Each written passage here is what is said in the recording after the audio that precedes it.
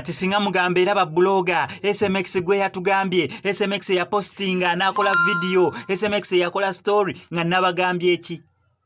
nabagambye eki nabagamba ki saba posting leche chifana nenkola story nembagamba mbunne era mbunno nti nze nnache nayogera nagamba bugambe mbunne era nti inti era nti ninache nayogera right now ekifana kyabade kisinga okubeera nga kitambulira ku mukyala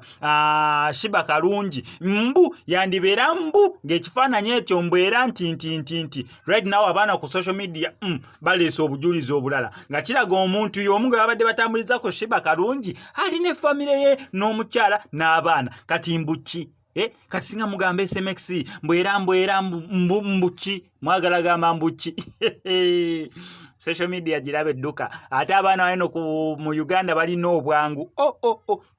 Shiba Kalungi tavanga yogamba munira omuntu eyanfunisa olubuto yono oba yoli naye abaana okusinzira ku information ne technology gwe balina basaakinga kyokka basaakinze ekifaananyi kyasinze okubeera nga kitambula olwabadde omujjayo webati bwino naava yensonga lwaki abantu abamu tebagala kubeera nga balaga bantu baabwe kubanga munange oli ayinza opostinga boyfriend we nga boyfriend we afaanagana ne boyfriend wo kati olaba ate mujjamu empalana kati at least abantu baabwe babakiipingira mu galale paka kuwulira bubi Shiba Kalungi sisuubira mbu kati okusinziira ku kye bakozeeko just kuleeta muntu gwe bagamba mbumbumbu naye ne bamuleeterako bwina afaanaganako bw'ati nga musajja wattu alina famire n'abaana kati